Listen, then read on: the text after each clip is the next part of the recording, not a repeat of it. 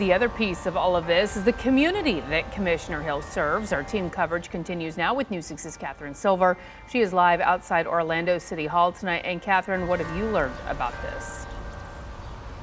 Well, we're looking at who Regina Hill is. She grew up in Paramore. The city lists her accolades in office on their website, including Paramore Village, the Church Street Renewal Project, the soccer stadium. So we wanted to take time today to talk to the people in the community that Hill was elected to represent.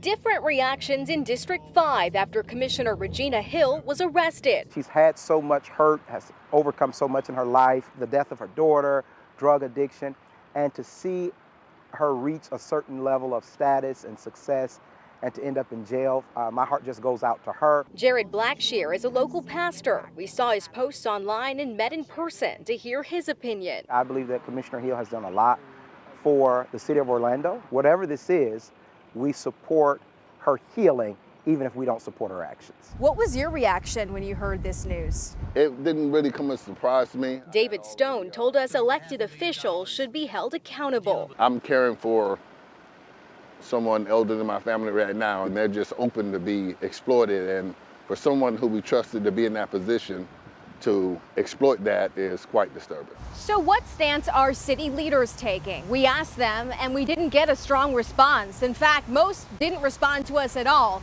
We did get an email from a city spokesperson, a short sentence: "We do not have the authority to discipline an elected official, including suspending them from office, as that power lies with the governor."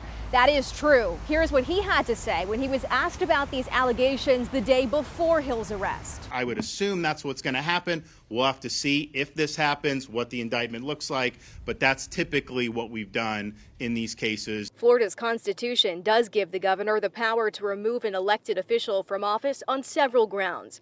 If Hill is suspended and her seat in District 5 is open, there would need to be a special election to fill it. Now, the city's charter gives them 45 days to coordinate with the supervisor of elections and fill that seat. But the governor would need to suspend her before any of that happens. I did reach back out to his office today to ask about an executive order. I was told they will let us know if and when the governor decides to take action. I'm live in Orlando. Catherine Silver, getting results, News 6.